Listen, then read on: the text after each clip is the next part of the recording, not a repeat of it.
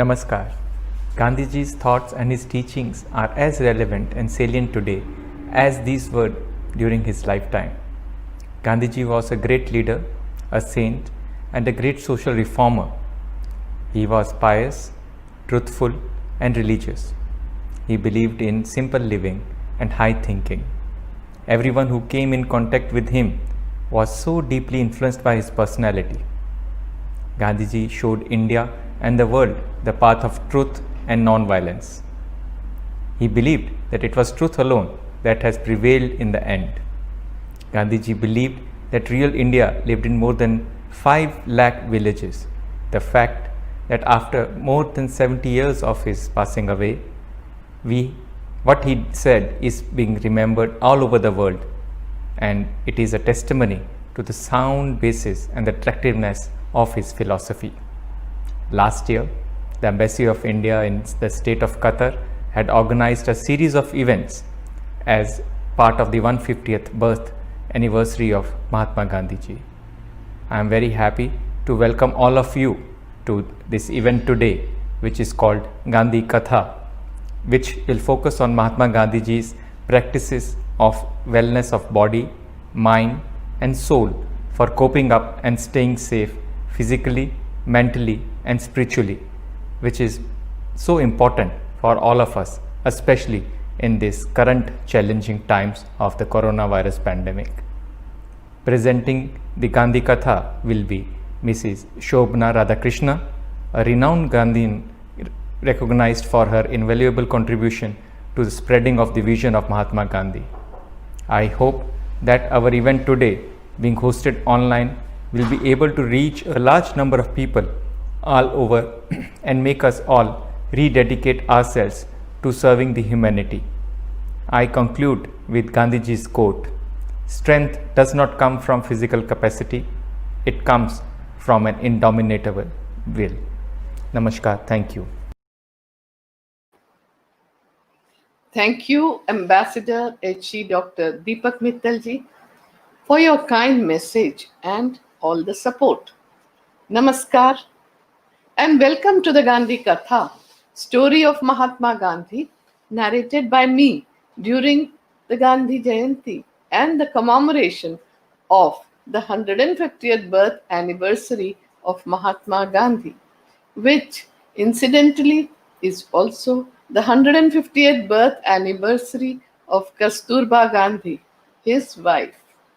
Kasturba Gandhi's sacrifice, suffering, and contribution in making Mohan into the Mahatma and inspiring thousands of women to fight against injustice and racial discrimination in South Africa and in the Indian freedom struggle is extraordinary. I express my deep gratitude to the Embassy of India in Doha, state of Qatar, for hosting the Gandhi Katha amidst these challenging times to learn from Gandhiji's philosophy of truth, non-violence, and purity of means. His spirituality, his practices of health and wellness of body, mind, and spirit for coping up and staying safe physically, mentally, emotionally, and spiritually during and after the coronavirus COVID 19 pandemic, which has affected the entire humanity. I pay my respects to the leading lights of Qatar and to the people of Qatar and the Indian diaspora who have joined me online today. India and Qatar have historically enjoyed close and friendly relations. The bonds of friendship between Qatar and India remain strong for the future generation. The large Indian diaspora in Qatar has contributed for the progress and development of both the countries. Their contribution is very commendable. Abdullah bin Hamad Al Attiyah, former Deputy Prime Minister of Energy and Industry in Qatar, wrote in the Gandhi Anthology in 2019, and I quote, "Gandhi stands out because of legacy impacted many personality that later stood out to be iconic leaders in their own rights. Gandhi's many words of wisdom have profound impact on my life as a leader and my outlook to the many challenges that I have faced during the various opportunities I had to serve my country. Gandhi pursues his vision of a just society with selfless personal sacrifice and endurance. Unquote. Gandhi Katha is based on the ancient Indian oral tradition of Katha or storytelling with hymns and narration. I have given talks in Gandhi Katha in 98 countries, supported by the Indian missions, during the commemoration of the 150th birth anniversary of Mahatma Gandhi in the past 2 years. In all the countries, people have great reverence and respect for Mahatma Gandhi. Many have been inspired by him to take up the cudgels against injustice through nonviolence. Others have followed his frugal life and his environmental credo. And still, others have been deeply touched by his simple spiritual life. The humanism of the world's thought leaders are so deeply reflected in Mahatma Gandhi's teachings. The new generation is eager to understand more about this greatest man of the last century who made such a huge impact on humanity and inspired many world leaders across the globe. Today, in the field of international conflict resolution, people are interested in the effectiveness of peaceful means for ending disputes, as demonstrated by Mahatma Gandhi, compared with the use of force or violence. In peace building context, scholars and practitioners are seeking to integrate authentic, indigenous, and local cultural methods of conflict analysis and interventions. People are finding inspiration in Mahatma Gandhi's ideas and his lifelong efforts of peace building and conflict resolution through interfaith dialogues and harmony. Gandhiji had deep respect for the world religions and developed lifelong friendship with people from different religions. He took time to study, reflect, and engage with different faiths and faith communities. During his lifetime, Gandhiji had read the Holy Quran more than once, and he also read many books on the Prophet Muhammad, peace be upon him. It made a deep impression on him that the Prophet Muhammad, peace be upon him, often fasted and prayed, and that he had revelations not in moments of ease and luxurious living, but when he fasted and prayed, kept awake for nights together, and would be on his feet at all hours of the night as he received revelations. Mahatma Gandhi cultivated respect for Islam. To Gandhiji, the central teachings of the Holy Quran remained that of peace. He regarded Islam as a religion of peace. He found Muslims to be brave, generous, and trusting. He sought to gain Muslim friendship through love. His ultimate remedy was to deal with the wrong, but not with the wrongdoer. Thus, to him, the ultimate answer lay in the concept of live and let live, or mutual forbearance and toleration in life.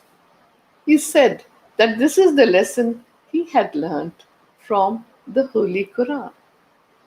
Mahatma Gandhi used to start and end his day with prayers. In the ashram, every activity and program used to begin and end with prayers, in which prayers from all the religions of the world used to be sung, Sarva Dharma Prarthana. Gandhiji's internal core comprised of the essence of all the religions, one that he had acquired from long study and reflection. The devotional poetry of the saint poets that he had heard, sung, and absorbed since childhood made up a significant part of the life of his soul.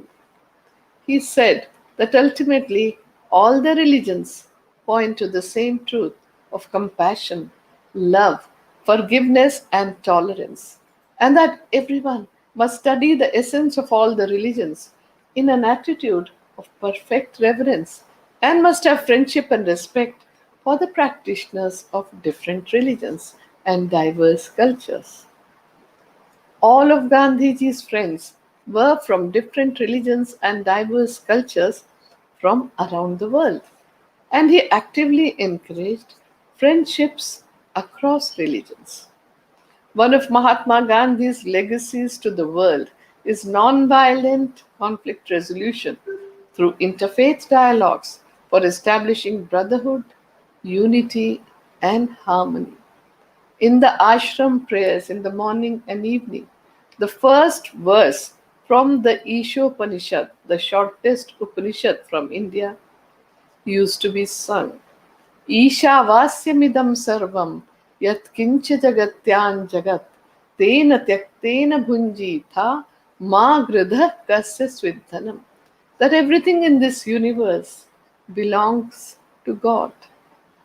Nothing really belongs to us. Enjoy the objects of the world in an attitude of perfect non attachment. Enjoy it to the extent that is necessary for you and leave the rest of it for others in the society. Never ever crave the position of others. Nothing really belongs to us. So I will play the Gandhi Katha dhun in Hindi. It is a hymn in Hindi which describes the same sentiment of renounce and rejoice, which is the essence of the Indian culture, in a beautiful dhun.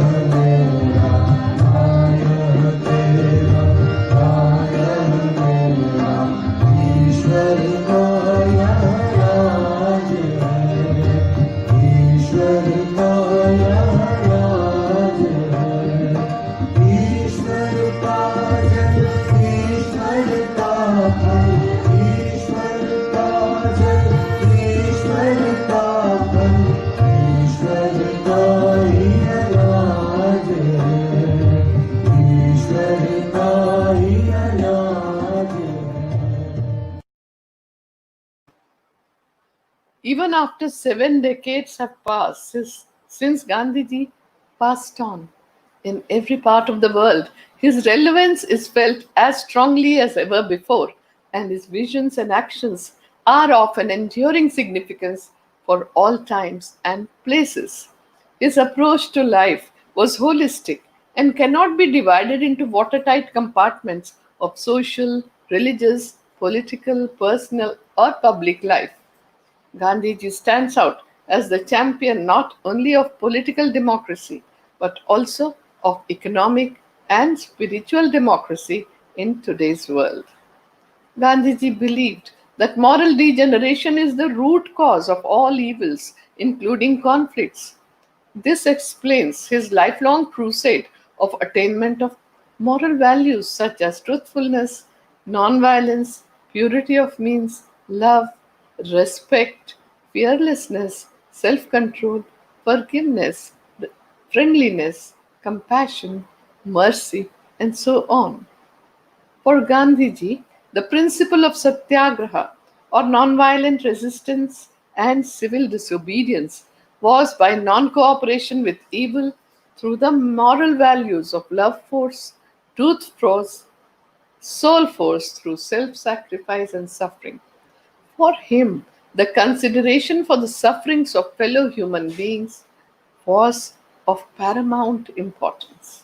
His belief and actions were firmly rooted in the fact that social change for establishing justice and dignity of humans is both less harmful and more sustainable when achieved by non-violent means. His legacy of satyagraha is widely recognized and practiced the world over and is seen in many movements of civil rights nowadays. Mahatma Gandhi's environmental practices or the environmental credo were based on conservation of natural resources, recycling, reusing, reducing, and refusing, which were often misused and overused for the sake of development.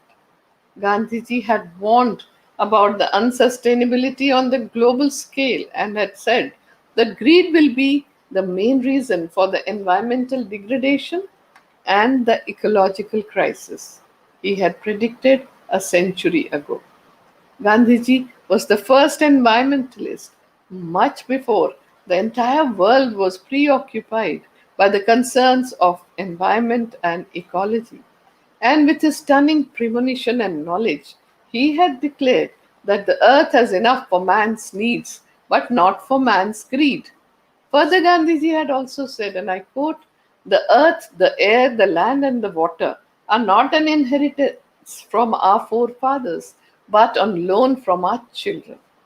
So we have to hand it over to them as it was handed over to us."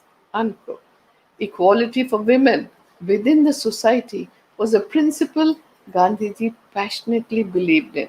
His vision of Sarvodaya, the welfare of all, becomes very relevant in the crisis of internally displaced people and migrants. And he may well have kept in his mind when he said the very basic unit of human organization is a village or a county. His vision of Gram Swaraj, which is a self reliant, independent, self governed village, is built on the premises of sustainable growth, which is the need of the hour. According to my understanding, Mahatma Gandhi's life was an epic of faith and endeavor. His faith was in truth, the ultimate reality of truth, and he endeavored to attain it through nonviolence throughout his life till the very last breath. Gandhiji's adherence to truth, non-violence, and purity of means has inspired me to give Gandhi Katha so that people can put their hearts into understanding Gandhiji, get inspired to learn from his extraordinary ethical and moral leadership, his simple, frugal, spiritual life, his revolutionary thoughts, his actions, his lifelong service to humanity against all forms of injustice, and how he continues to inspire people in all the parts of the globe at all times and in all ages. Perhaps the greatest source of strength for Mahatma Gandhi was in his faith in God. Truth was the deepest and the most complete form of God. The faith gave him the constant awareness that he was nothing to be but an instrument in his hands. He was to go wherever he was led. For him, the guidance of God constituted two things. One, he had to walk on the path enlightened by truth that was available to him in whatever measures and form. That was the path on which the greatest of the great world teachers had already walked. Two, he had to constantly gaze inwards and find inspiration through self introspection, self examination, and self purification. And that he did by repeated questioning. And that question was, Ko aham, who am I? What am I? And what is the real purpose of my life? This question has been asked in our ancient Indian civilization since the past 5,000 years. The answer came to Gandhiji that the real purpose of life was to serve others. The deeper the faith, the greater was the endeavor for Mahatma Gandhi. He said, "Truth is God, Satya hi Parmeshwar hai." Faith in truth led Mahatma Gandhi to two other realizations. If God is omnipresent, then truth is omnipresent too. If each human being were an aspect of God, then each person is capable of being truthful, of being good, and doing good to others. The second realization was that in spite of all the upheavals in the history of humankind, humanity will only progress in an auspicious direction because truth, that is God, is only interested in the welfare of its creation. His endeavor throughout his life was devoted to the search of that element of truth, to awaken it and to nurture it. This is why he could feel oneness with everyone. For most of us, this realization does not set in easily. But because of this understanding of oneness, Gandhiji had no enemies. He did not want to settle scores with anyone, and he did not want to take any revenge. He merely wanted to extend his love, compassion, and respect to everyone, and that was his trait. Another trait that we see in him was that he respected individuals as individuals without attaching labels. And another one is that he remained ever positive, optimistic, and calm, even when he faced tremendous challenge, and he had faced many challenges and crises in life. The other trait that we see that he treated all work as God given work and did everything with the greatest of reverence. And there are so many traits that we see in Gandhiji, so we can learn a lot from him. Romeo Rolla, the famous French writer and a pacifist who had won the Nobel Prize for Literature, had written the biography of Mahatma Gandhi in 1924. And that way, the Western world came to know about Mahatma Gandhi.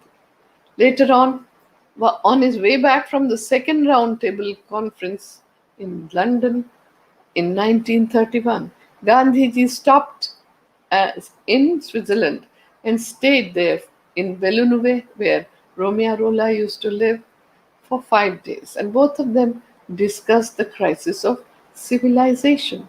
And later, Romeo Rolla wrote, and I quote, "This little man is so fragile in appearance, is tireless, and fatigue is a word that does not exist in his vocabulary. He could calmly answer for hours without a muscle of face twitching. His mind proceeds through successive experiments into actions, and he follows a straight line, but he never stops." I will play the Gandhi Katha hymn in Hindi, which elaborates on Gandhiji's definition of truth as being harmony between thought, word, and deed. मन वाणी कर्म में सत्य ही तू बोल, मन वाणी कर्म में सत्य ही तू बोल, जीवन में मंगल के द्वार दे तू बोल, जीवन में मंगल के द्वार दे तू बोल, ज्ञान कर्म भक्ति का हो सम्यक विधान, ज्ञान कर्म भक्ति का हो सम्यक विधान, सुंदर का सुमधुर भगवान, सत्य शिव सुंदर का सुमधुर भगवान, मन वाणी कर्म में सत्य ही तू बोल, मन वाणी कर्म में सत्य ही तू बोल, जीवन में मंगल के द्वार दे तू बोल, जीवन में मंगल के द्वार दे तू बोल, ज्ञान कर्म भक्ति का हो सम्यक विधान, ज्ञान कर्म भक्ति का हो सम्यक विधान, सत्य शिव सुंदर का सुमधुर भगवान, सत्य शिव सुंदर का सुमधुर भगवान। Mahatma Gandhi is the greatest apostle of peace the world has seen in the recent past. His notion of peace is focused on tolerance, forgiveness, compassion, oneness, truth force, love force, and soul force through self suffering and sacrifice to melt the hearts of the adversaries. Albert Einstein, the greatest scientist of the first half of the 20th century, had called Mahatma Gandhi as the supreme practical leader for change, and he had said, and I quote, I believe that Gandhiji's views were the most enlightened of all the political men in our time. We should strive to do things in his spirit, not to use violence in fighting for our cause, but by non participation in anything you believe is evil. And I will play his voice now. I believe that Gandhi's views were the most enlightened of all the political men in our time. We should strive to do things in his spirit, not to use violence in fighting for our cause, but by non-participation in anything you believe is evil. Gandhiji was the conscience keeper of humanity. That his ideas will be an inspiration to us both as individuals and as a society is beyond any doubt. He was an epoch maker, one who could sow the seeds for the next generation from the fruits of the previous one. Mahatma Gandhi is the most powerful visionary and a practical idealist from the first half of the last century, whose life is a role model for us all. But the effort has to begin from a point where you're standing. That is what made all Mahatma Gandhi's idealist actions practical, and he can be truly called a man of action. But it does not only mean that he was very, very busy. What we mean is the action of putting ideas or beliefs into practice more than anything else was the driving force in his life. The answer for Mahatma Gandhi was always found in action. He had said, "An ounce of practice is worth more than tons of preaching." But if you want to understand Gandhiji, you will have to understand him not only with the intellect but also from the emotional part of you and from acts from his life. Usually, people see him from different perspectives. Some people will think of Gandhiji mostly as a politician, but at the same time, some would think of him as a saint, and there are others who will think of Gandhiji as a nation builder. He may be all this, but I think when we consider Gandhiji, we have to try and find out what is the common stream in all these different aspects of life that you see in his personality. One was the commitment to values, and the second one was efficiency in the kind of work that he did. This is part of his comprehensiveness, and there was a unique blend of, for example, enthusiasm on one hand and patience on the other. So there are so many lessons to learn from Gandhiji's life to transform our lives and make sure that we realize the true potential of our lives and enrich ourselves by progressing day to day on the path that we have chosen. Gandhiji has made significant and seminal contributions that span across such disciplines as nonviolence, environment, economics, spirituality, conflict resolution, social reforms, international peace, civil rights, education, spirituality, politics, society, and in many, many more fields. At that time, the most harmful and destructive impact on the world was that of imperialism, war, violence, materialism, and the greed for controlling the world.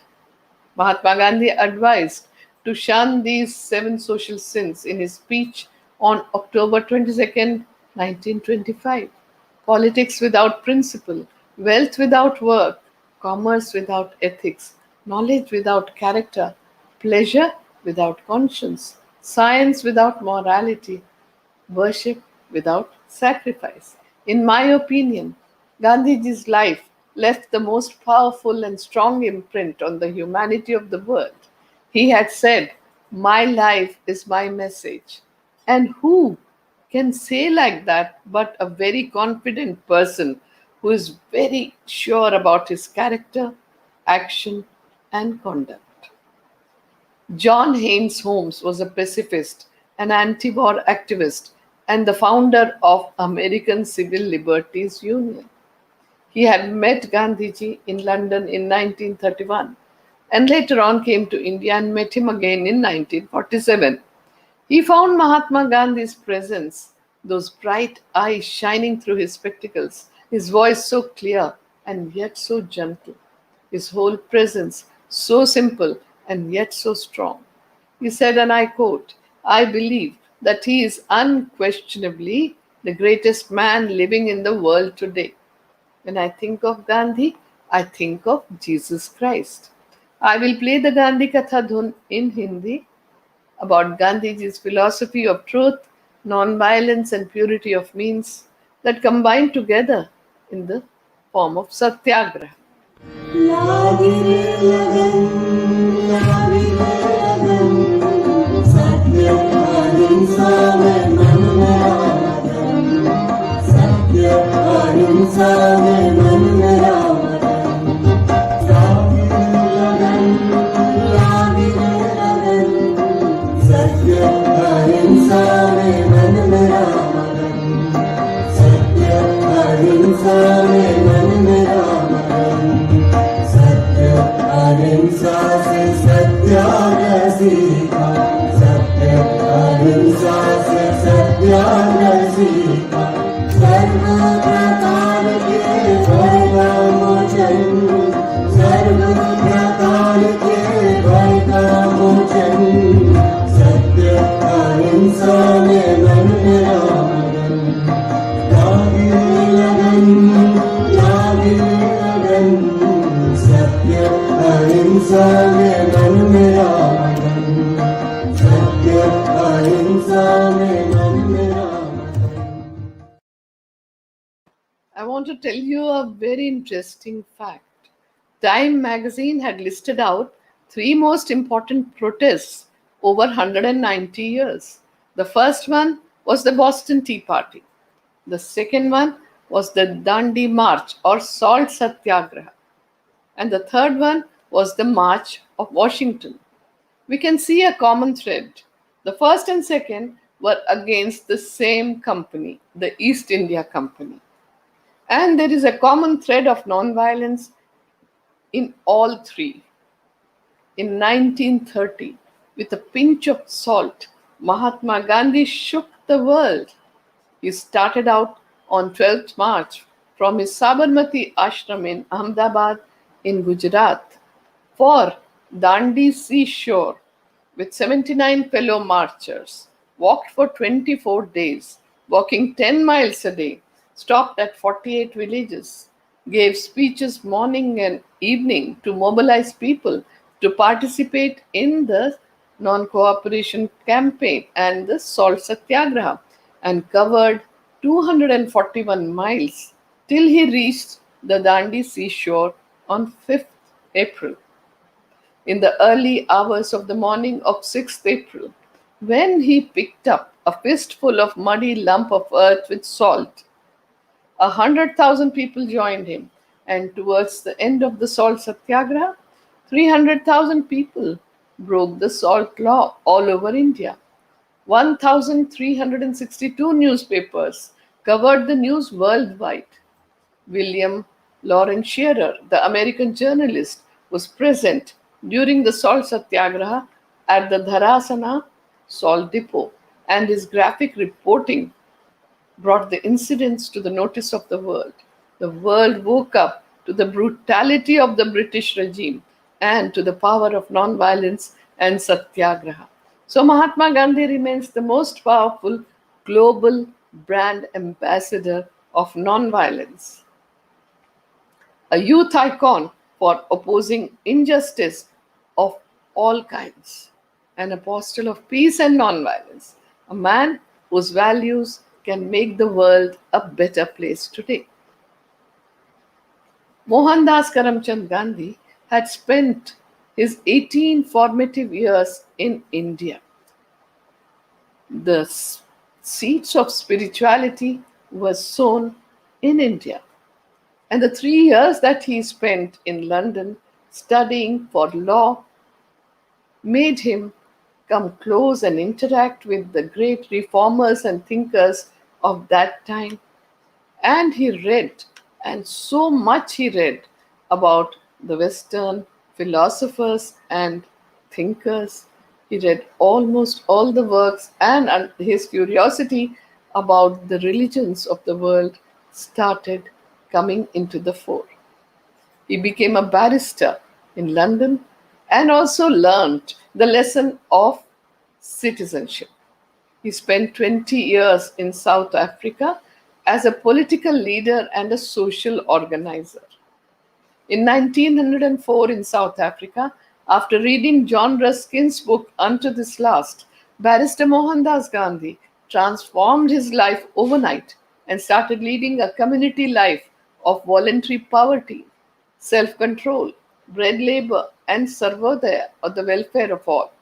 He established four ashrams in his lifetime, two in South Africa called Phoenix Settlement in 1904 and Tolstoy Farm in 1910, and two ashrams in India, Sabarmati Ashram in Ahmedabad in Gujarat in 1917 and the Sevagram Ashram in Wardha, Maharashtra in 1936, where Kasturba Gandhi, Mohandas Karamchand Gandhi, and the ashram community lived in poverty like the common villagers of India. The ashrams were his ideals of a non-violent face-to-face society for Sarvodaya, the welfare of all, through self-reliance, Swavalamban, cleanliness, Swachhata, and seva of serving humanity and of carrying out constructive programs in the service of humanity for realizing his vision of a village republic or Gram Swaraj. Constructive programs are his second gift to humanity, the first gift being Satyagraha. Gandhiji's ashrams had a mingling of political and spiritual aims. It was a practical laboratory for transforming ordinary men and women into extraordinary seekers and satyagrahis, for offering the highest sacrifice in the freedom struggle on one hand, and to get involved in constructive programs to serve the poorest of the poor by establishing their self respect and dignity. I'm happy to inform you that I was born in his last ashram in Sevagram. My father was inspired by Gandhiji since his childhood and joined the non-violent freedom struggle in India and lived in the Sevagram ashram. Even after Gandhiji passed on in 1948, for more than 5 decades, my parents and all of us have continued to walk on the path that Gandhiji has shown to humanity. So, what I'm telling you today is based on what my parents have told me and my own understanding and experience of Mahatma Gandhi. The life and thoughts of Mahatma Gandhi are intertwined and inseparable. His politics was imbued with his spiritual experiments, and his spirituality was tempered by his vision of a non-violent society, and the constructive programs were integral to his politics. The unique practices of Mahatma Gandhi, his control of palate, his fast, his spinning, his silence, and his prayers, gave him the internal strength and were as much a part of his politics as of his spiritual life. These practices and experiments were sustained and nurtured by the inmates of the ashrams that he had founded. The ashram community, through their own practices, affirmed, modified, and validated Mahatma Gandhi's ideals and practices and continues to do so even till today. This shows the relevance of his practices. Gandhiji carried out all his experiments in health and wellness in the ashrams through nature cure, diet control, fasting, hydrotherapy, sun bath, mud packs, and observing silence for one whole day. Our friend and the British Quaker, Sir Horace Alexander, had stayed in Gandhiji's ashrams in India for quite some time and noticed that the bell used to ring 56 times during the day in the ashram. He said, and I quote, Gandhi had wonderful courtesy and punctuality. I was to learn quickly that he was the slave of watch. He had more to do in every 24 hours than almost any other man. So he had learned how to pack the most into every minute. Yet he never gave the impression of being hurried and impatient. Unquote. So this is the lesson that we need to learn from Gandhiji of punctuality, promptness, and discipline. He has given three gifts to humanity. The first one is Satyagraha, the second one is a constructive programs, and the third one is Ekadasha Vrata, or the 11 observances, which were a set of rules set by Gandhiji for the ashram community for spiritual progress and voluntary self control. The principle behind the Ekadasha Vrata was to do unto others what you want others to do to you. And they were Ahimsa Satyamasteya, Brahmacharya Asangraha, Sharira Shrama Aswad, Sarvatra Bhayavarjana, Sarva Dharma Samanatva, Swadeshi Sparsha Bhavana, Vinamra Vratnishtha से ये एकादश सेव्य है. Ivan Illich, the Croatian Austrian philosopher, had come to Sevagram Ashram in 1980 and stayed there for a week. Every day he used to sit in the Bapu Kuti, or Gandhiji's simple cottage made of thatched roof, bamboo, and mud from the locally available material. And Ivan Illich sat there for a long time and said, and I quote, "This hut of Mahatma Gandhi demonstrates to the world how the dignity of the common man can be brought up. It is also a symbol of happiness which we can derive from practicing the principles of simplicity, service, and truthfulness." I will play the Gandhi Katha Dhun, which explains Gandhiji's philosophy of Satya hi Parmeshwar hai. Truth is God.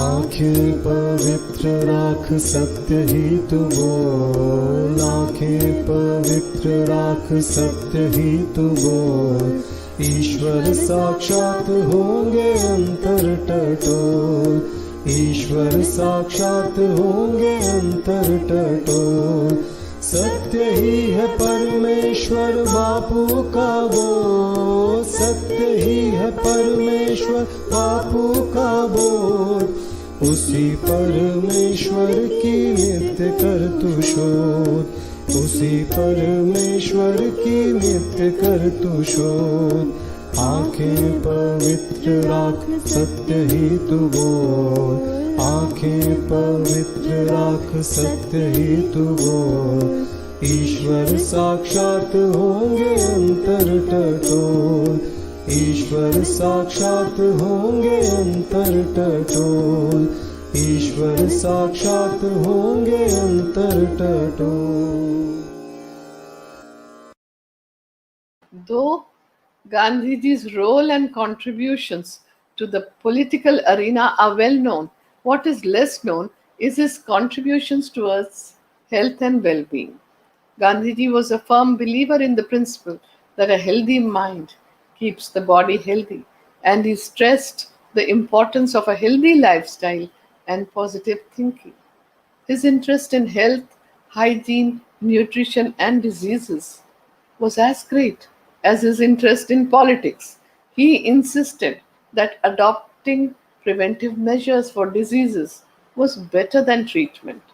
He also said that it was important to focus on cleanliness, a controlled diet, and an exercise regimen, and that it was best to avoid overconsumption of medicines, especially those that were not required.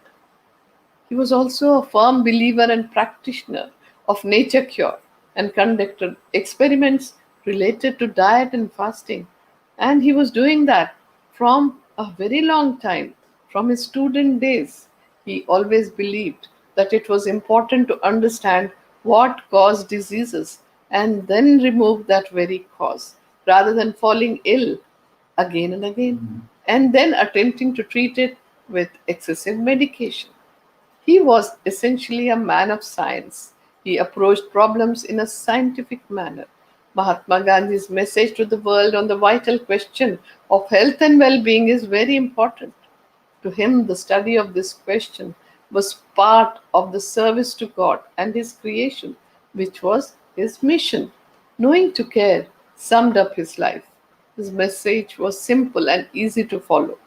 It encouraged everyone to respect simplicity, voluntary self control, reduce the wants, follow the tradition, cultural practices, the values, the environmental credo, and treat oneself through nature cure for living in harmony with nature.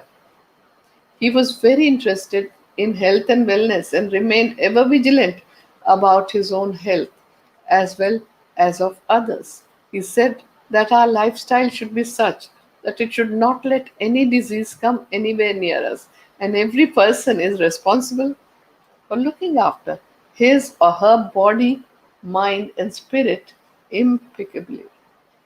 He also advised others that in order for keeping physically, mentally, and spiritually healthy, we should have perfect understanding of our bodies, which is made up of the five elements that are found in nature. And that is what has been told by our ancient seers and sages in India. And these five elements are air, water, fire, earth, and space. For the wellness of our bodies, the balance and harmony between these five elements are necessary. I would like to play a Gandhi Katha dhun about Gandhiji's understanding of injustice and even evil, because he was only interested to win over, not to win.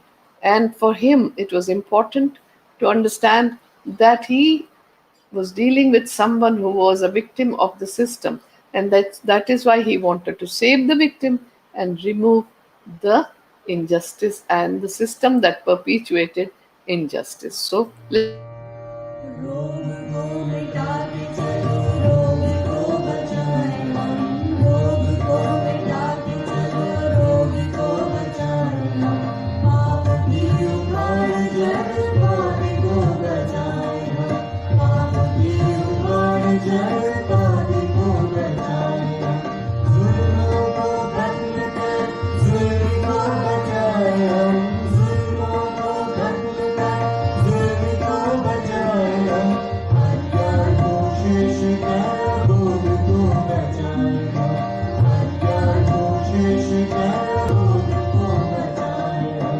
रोग को मिटाते चलो रोग को बचाए हम पाप की उखाड़ जड़ पाप को बचाए हम जुल्मों को खत्म कर जुल्म को बचाए हम अज्ञान को शेष कर भोग को बचाए हम Gandhiji, the outside universe was but a reflection of the inside universe. He repeated time and again that the universe is compressed in the atom. There is not one law for the atom and another for the universe. It was based on his actual spiritual experience that gave him the conviction that the moral principles have no meaning unless they can be made to serve as the guide of conduct in the daily affairs of man. The Sanskrit proverb Yatha Pinde Tatha Brahmande says, "You are the universe within the universe. As with the self, so is the universe. What is going on within you is what is going on in the universe." From the mind body perspective, Gandhiji's standpoint was that health is an optimal integration of body, mind, spirit, soul, and environment. Environment is our extended body.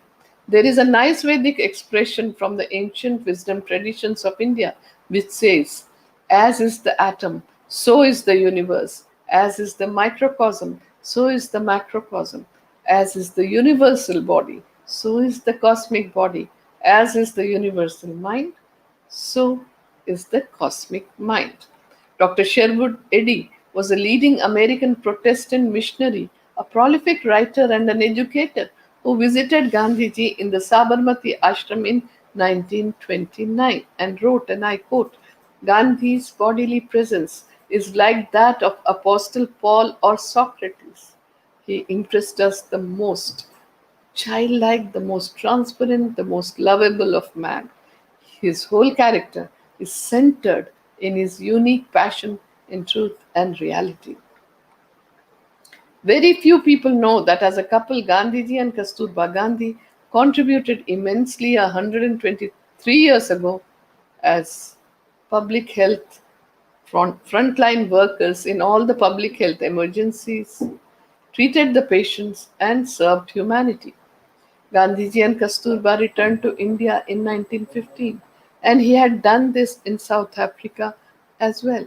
And in India, when the Spanish influenza pandemic struck worldwide in 1918, Gandhiji opened up his Sabarmati ashram as a quarantine center, treated and served patients through nature cure, provided simple vegetarian diet to boost immunity, and maintain physical distancing.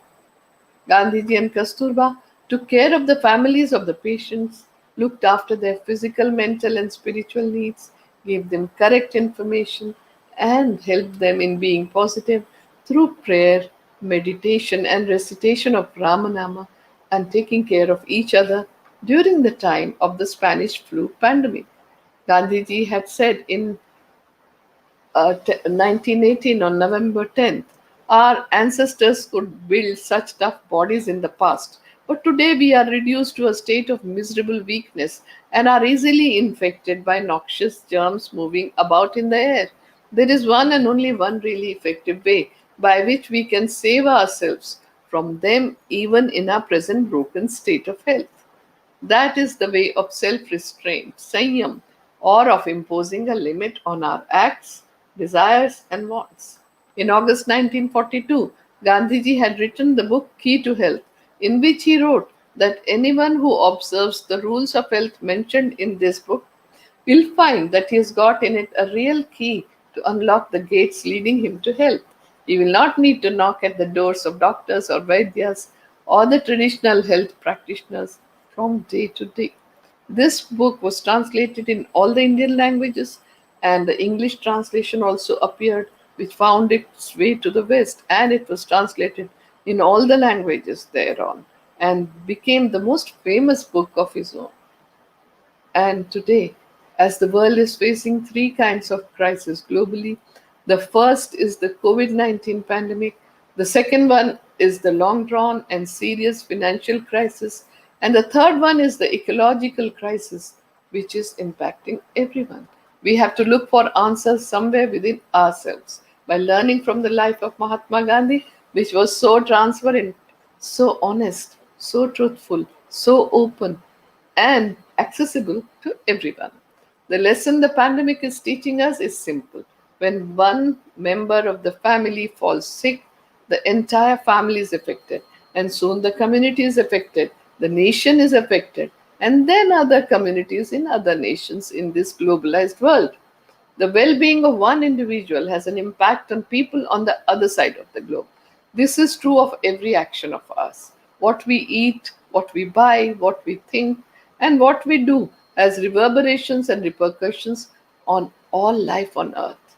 It is this anubandha, this interconnectedness, that sustains all life on earth. We are all in this together as one human family, as brothers and sisters. Whether we choose to see it or not, we only have one home, this planet Earth, our Mother Earth. Our ancient sages and seers from India have always looked upon us as Vishwamanava, global citizen, and said that the world is one family, Vasudhaiva Kutumbakam. The current COVID 19 pandemic is a wake up call for every country, big or small, rich or poor, developed or developing. It has opened our eyes to the fragility of the existence of humans. We will have to learn to live with COVID 19 now and in the future as well.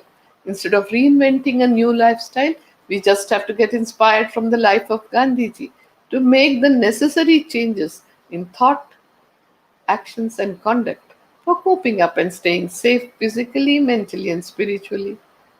And this is the future that the coronavirus COVID 19 pandemic is pointing out to us if we observe carefully.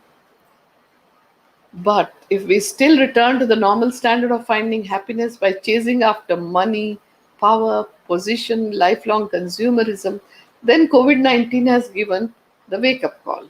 The kind of lifestyle of empty consumerism and mass distractions has only increased the differences between the rich and the poor, created the huge carbon footprint, increased the misery of the invisible poor masses.